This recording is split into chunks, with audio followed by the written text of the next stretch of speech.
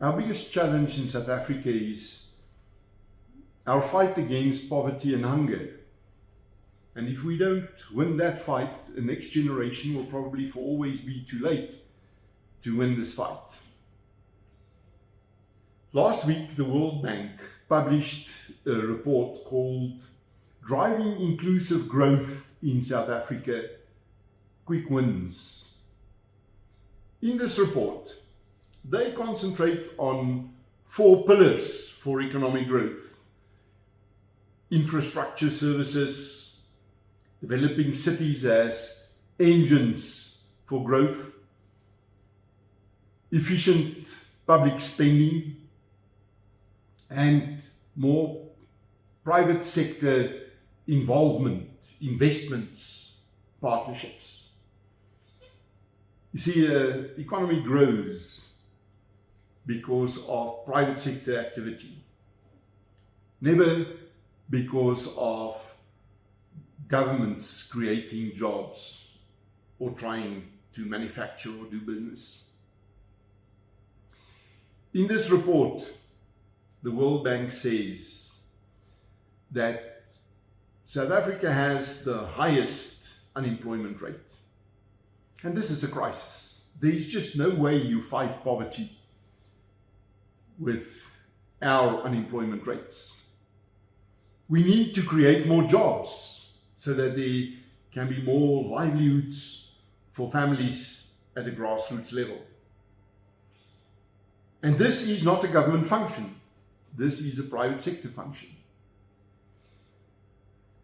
Now, the report also refers to the suffocating environment in which small and medium-scale businesses must maintain their profitability and their sustainability. It says that especially the labor regulations and the Black economic empowerment criteria and regulations is deadly for small and medium-scale enterprises.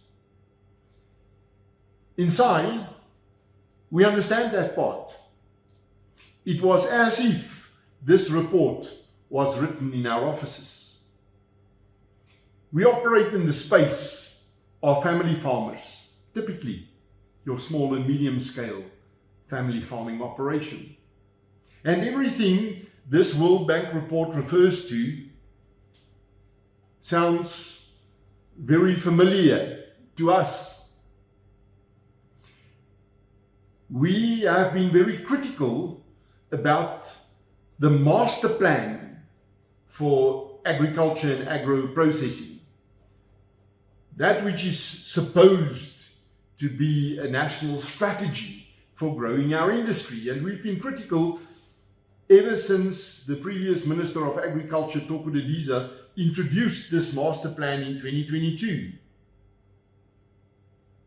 And the main thrust of our criticism has been the fact that it is more a BEE plan than a business plan. That the word transformation can be found 92 times in the text of this plan, but there is no reference to profitability or to sustainability.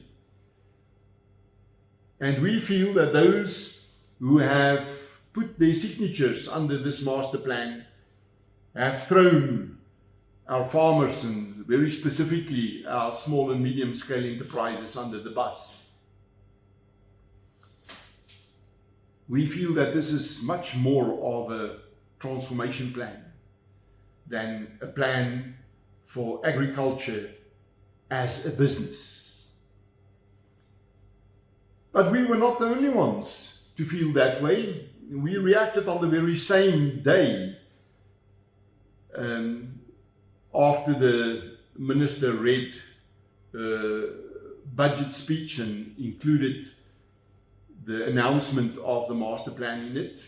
Because in the very same week, the DA as a party quoted us twice in their response in Parliament. Both Annette Steyn and Noko Masipa echoed the same principles, saying that it is the policy of their party that this master plan should be much more business friendly. And by business friendly, I mean conducive to a policy environment where profitability and sustainability and efficiency lies at the heart of it. But it was not only about this master plan, it was also about the BEE policies. Already 3 years ago, when the PPECB demanded from farmers who wanted to apply for export licenses that they must also file their BEE certificates and scorecards, our response was that you cannot use the color of somebody's skin as the criteria for a license to trade, to export. Now, I want to be very clear on this principle.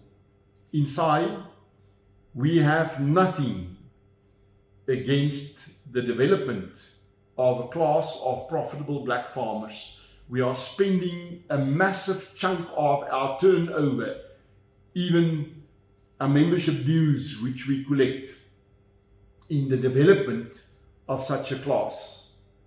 And we work in the deep rural areas where the state seldom reaches. We work in the urban and the peri-urban areas in partnerships with municipalities and with traditional authorities, because we believe if we can uplift the very bottom layer of the pyramid, the whole pyramid will rise. And we need to rise the bar. We need to ensure that even our smallest and our poorest farmers, subsistence farmers, become profitable. If they are not profitable, they are a welfare case. And we have way too many of those. And we kept on the pressure on the department for continuing, usually in October, November every year, to punt this race-based criteria for licenses and for permits, and for anything which a farmer would rely on the state to do, to create this environment in which it can maintain its profitability. And we felt quite confident in the principles which we quoted as the foundation of our position, because the DA had exactly the same position around BEE in agriculture. And we kept on asking the difficult questions, such as, how do you BEE a family farm? How do you lure black investors in order to BEE your farming enterprise to a farm with land claims on it? Come and put your money in my farm, but we are not sure that we will still have this farm in another 2 years from now. And we are not even sure that when we get expropriated for a land claim, that we will get anything for it. We might even be expropriated at no compensation.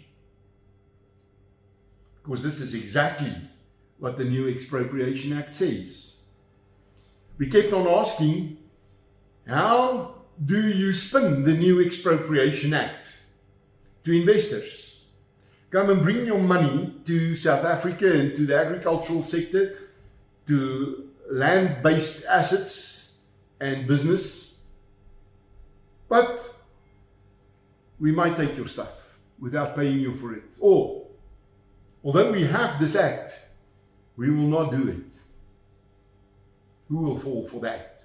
Or, we will then only expropriate old investments, not new investments. No one will fall for that.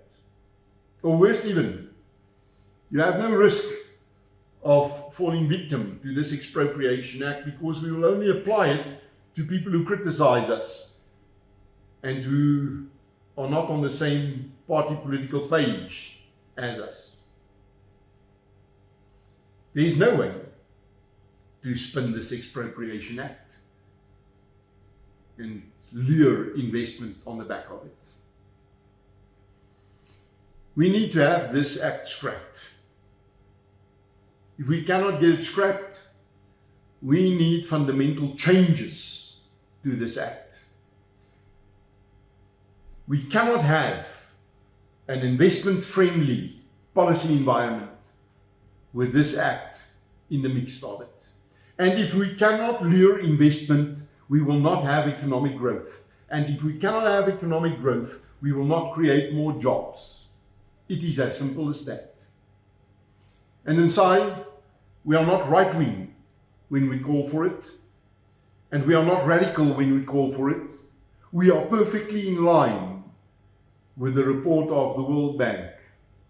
We are perfectly in line with the principles as constituted in the Universal Declaration for Human Rights, and specifically the Property Rights Clause.